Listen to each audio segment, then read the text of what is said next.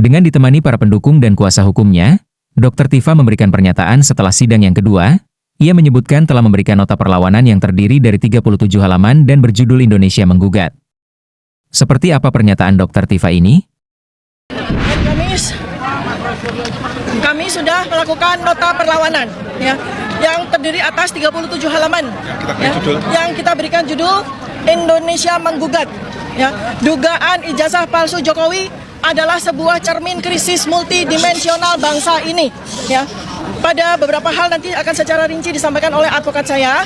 Yang pertama adalah bahwa surat dakwaan yang diajukan kepada saya itu secara penuh setelah kami pelajari mengandung dua kelemahan utama yang membuat sidang atas nama saya sebagai terdakwa tidak bisa lagi dilanjutkan, yaitu terjadi error in objecto dan error in persona.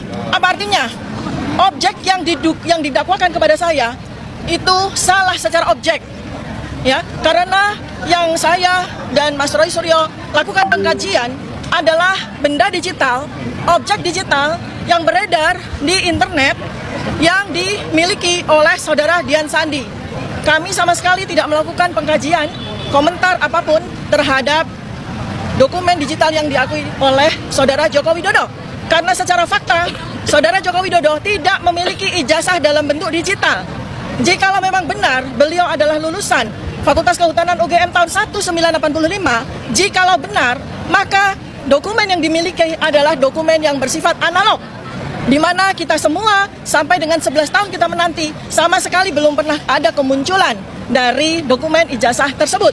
Sehingga jelas bahwa dugaan atau dakwaan dari jaksa itu salah secara objek ya. Kemudian yang kedua adalah error in persona. Karena ini berkaitan dengan laporan yang dilakukan oleh saudara Joko Widodo terkait dengan locus dan tempus delicti yang sangat aneh dan janggal. Karena locus dan tempus delicti itu berpindah-pindah dari sejak kami pertama kali diperiksa sebagai saksi tanggal 11 Mei 2025. Pada waktu itu yang dilaporkan sebagai locus dan tempus delicti adalah sebuah peristiwa tanggal 22 Januari 2025, di mana kami sama sekali atau saya sama sekali tidak berada pada locus dan tempus yang dimaksud. Lalu kemudian laporan polisi itu diubah secara locus dan tempus deliktinya menjadi di daerah Jakarta Selatan 26 Maret 2025. Lalu pada surat dakwaan yang disampaikan oleh penuntut umum ternyata locus dan tempus berubah lagi, yaitu di antara bulan Maret 2025 hingga bulan Mei 2025. Padahal laporan yang dilaporkan oleh saudara Joko Widodo itu tertanggal 30 April 2025. Jadi ini jelas salah ya secara persona dan salah secara objekto.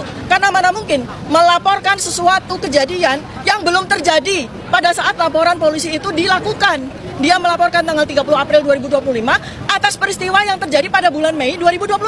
Itu sesuatu yang sangat tidak masuk akal. Dan berikutnya lagi adalah kesalahan atau error in objecto adalah mendakwa sebuah produk-produk jurnalistik yang dilindungi oleh Undang-Undang Pers yang jelas ya. Jadi ada 5 unggahan dari 28 unggahan yang dijadikan sebagai barang bukti. Itu sendiri sebetulnya sudah error in objecto. Karena 28 barang bukti itu dibebankan semua kepada saya. Sedangkan dari 28 barang bukti itu hanya ada 5. Ada 5 unggahan yang berkaitan dengan saya. Nah, sementara dari 5 objek tersebut itu sebetulnya adalah produk jurnalistik. Yang utama adalah sebuah siaran di media ya, yang berlangsung di gedung MNC ya, itu dilaporkan sebagai di mana saya melakukan perbuatan yang didakwa dengan pasal 32-35. Padahal itu adalah sebuah produk jurnalistik. Artinya, kalau seorang narasumber seperti Anda, seperti saya, didakwa melakukan pidana atas keterangan yang saya lakukan, maka tentu saja media tersebut, hostnya yang memberikan pertanyaan kepada saya pun juga harus turut didakwa secara pidana. Tetapi Undang-Undang Pers tidak menyatakan demikian.